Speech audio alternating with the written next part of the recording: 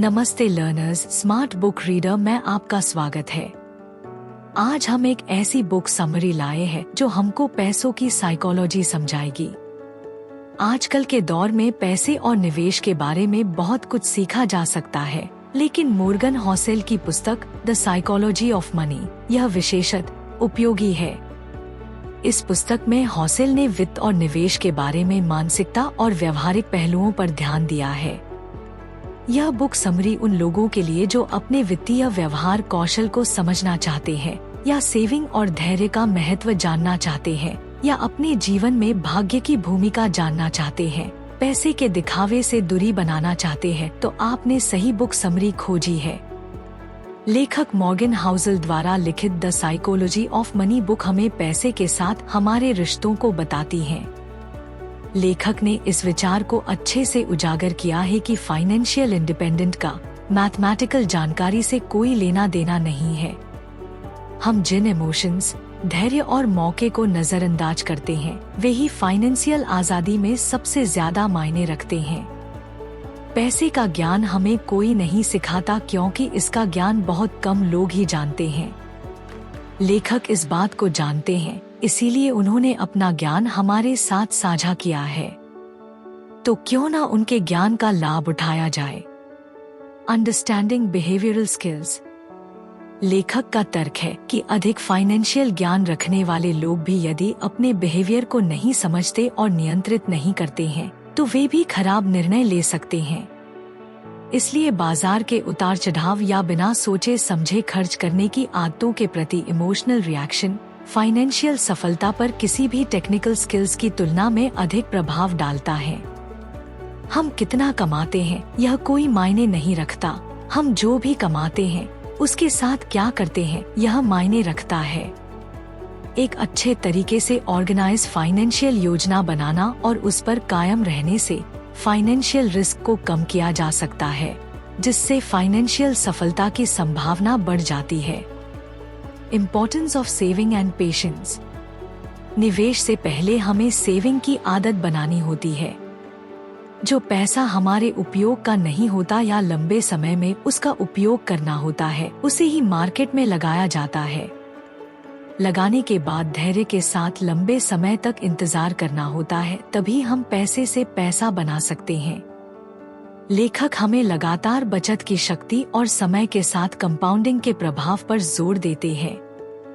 Financial सफलता अक्सर जल्दी लाभ चाहने के बजाय लंबे समय की सोच से आती है, क्योंकि फाइनेंशियल सफलता में समय का बहुत बड़ा योगदान होता है।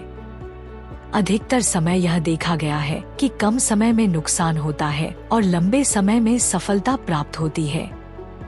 नियमित सेविंग की आदत स्थापित करना। भले ही रकम छोटी हो, लेकिन हम कागज पर दिख रहे नुकसान को वास्तविक नुकसान बनाने से बच जाते हैं। यह किताब कम समय में बाजार के ट्रेंड का पीछा करने की मानसिकता का विरोध करती है, ताकि हमारे धन निर्माण में कंपाउंडिंग अपना परिणाम दिखा सके। Role of luck. हम सभी जानते हैं कि हमारी जिंदगी को चलाने में कई इनविजिबल पावर का भी योगदान है, जिनके बारे में हम नहीं जानते, या अभी हमारे ज्ञान की कमी के कारण हम चेतन रूप से उन्हें इस्तेमाल करना नहीं सीख पाए हैं। लेखक इस बात पर जोर देते हैं कि भाग्य अच्छा और बुरा दोनों फाइनेंशियल परिणामों में महत्वपूर्ण भूमिका निभाता है। भाग्य के प्रभाव को स्वीकार करने से किसी भी व्यक्ति को सफलताओं में अति आत्मविश्वास और असफलताओं में अत्यधिक आत्मदोष से बचने में मदद मिलती है। बचत दर और निवेश योजनाओं पर अधिक ध्यान केंद्रित करना सब कुछ जान लेने की भावना प्रदान कर सकता है, जबकि यह पहचानना कि बाहरी फैक्टर्स का प्रभाव हमारे फाइनेंशियल सफलता पर पड़ना प्राकृतिक है, तो हम शांत और स्थिर हो जाते हैं और जो होगा उसे स्वीकार करने के लिए तैयार रहते हैं। Show off money. सामाजिक तुलना इंसान को कभी पैसे से संतुष्ट नहीं होने देती है। हम यह जानते हैं कि सामाजिक पैसों की दीवार इतनी ऊंची है कि कोई भी इसे छू नहीं सकता। फाइनेंशियल सफलता के लिए यह जरूरी है कि हम अपने भीतर पैसे के प्रति संतुष्टि और वित्तीय ज्ञान के प्रति असंतुष्टि रखें, क्योंकि पर्याप्त के बिना हमारे पास कितना भी पैसा हो वह भी कम ही दिखाई देगा। शोइंग ऑफ मनी लोगों की खुशी को लूट लेती है और गरीबी के डर को जन्म देती है। लेखक हमें सलाह देते हैं कि हम पैसे के दिखावे में ना पड़े और अपने काम से काम रखें। फाइनेंशियल स्वतंत्रता के लिए यह जरूरी है कि पैसे के दिखावे को छोड़कर पैसे बनाने के रास्तों पर जोर दिया जाए। महंगी गाड़ियां लोन लेकर भी खरीदी जा सकती है। आलीशान घर किसी से पैसे लेकर भी खरीदा जा सकता है, लेकिन वह बाद में हमें दर्द के अलावा कुछ नहीं देगा। Adaptation to change.